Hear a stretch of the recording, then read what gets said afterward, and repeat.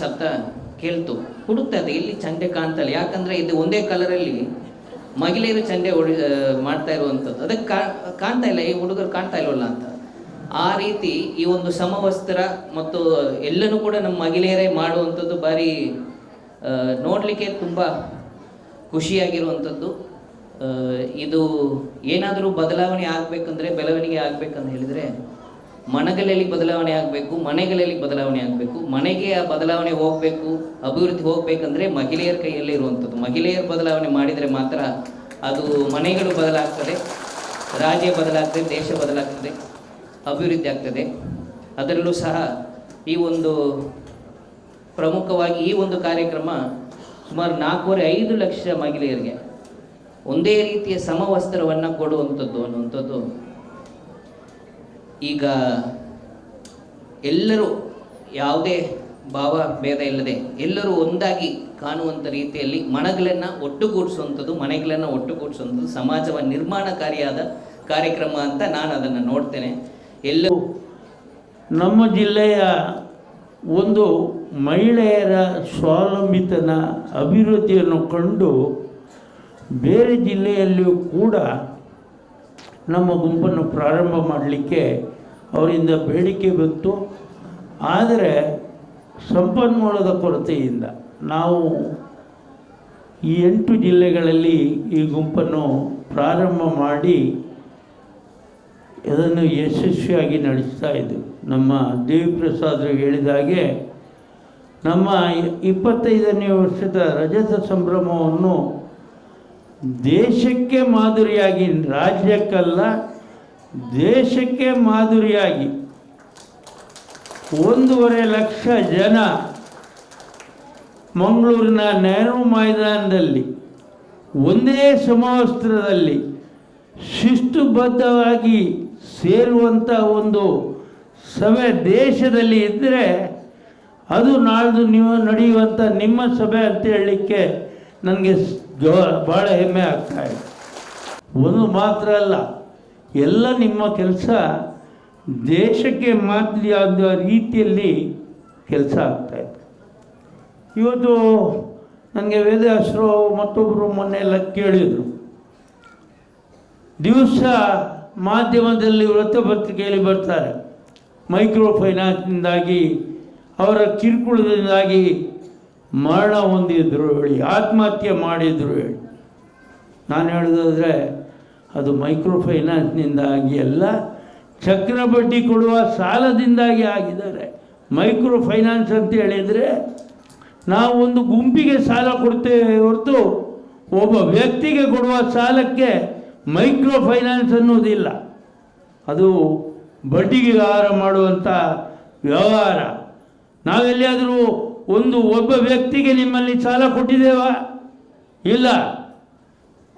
ಇದು ಆ ಚಕ್ರ ಬಡ್ಡಿ ದಂಧೆ ಮಾಡುವವರು, ಅವರು ಕೊಡುವ ಸಾಲ ಅಸಲಿಗಿಂತ ಹೆಚ್ಚು ಬಡ್ಡಿ ವಸೂಲು ಮಾಡಿದ್ರು ಮತ್ತು ಬಡ್ಡಿ ಬಾಕಿ ಇರ್ತದೆ, ಅಸಲು ಹಾಗೆ ಇರ್ತದೆ.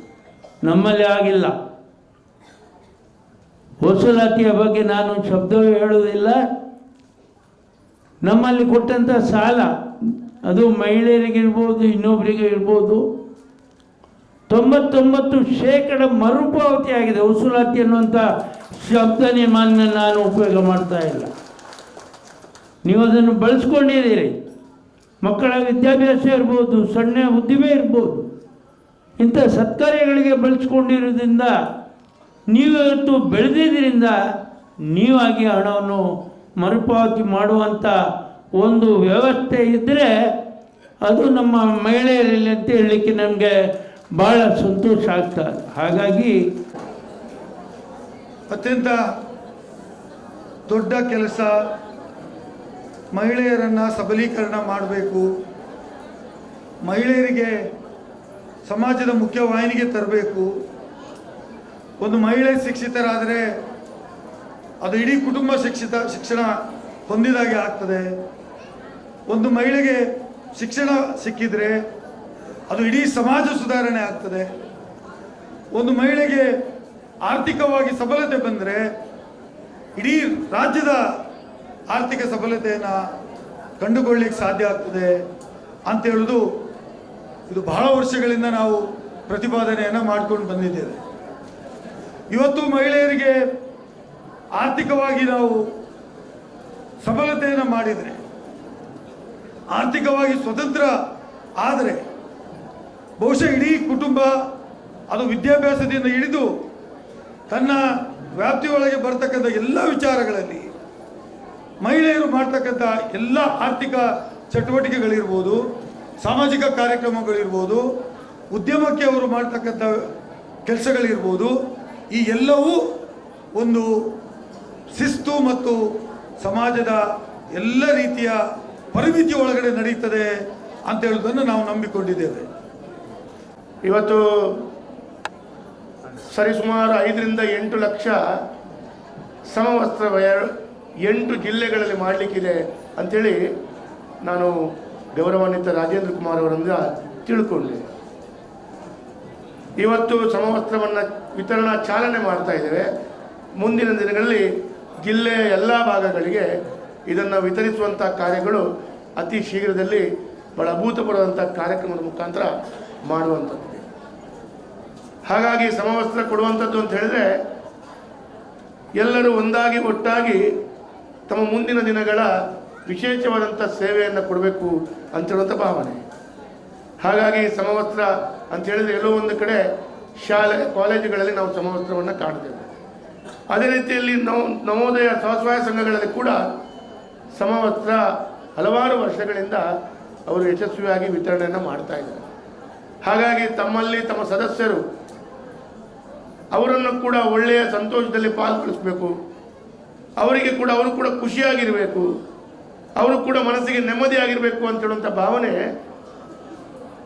ಮ್ಯಾನೇಜಿಂಗ್ ಟ್ರಸ್ಟಿಗಳಾಗಿರುವಂಥ doctor M N Rajendra Kumar ಅವರು. ಹಾಗಾಗಿ ಇವತ್ತು ಈ ಕಾರ್ಯಕ್ರಮ ಬಹಳ ಯಶಸ್ವಿಯಾಗಿ ಅನುಷ್ಠಾನ ಆಗ್ತಾ ಇದೆ.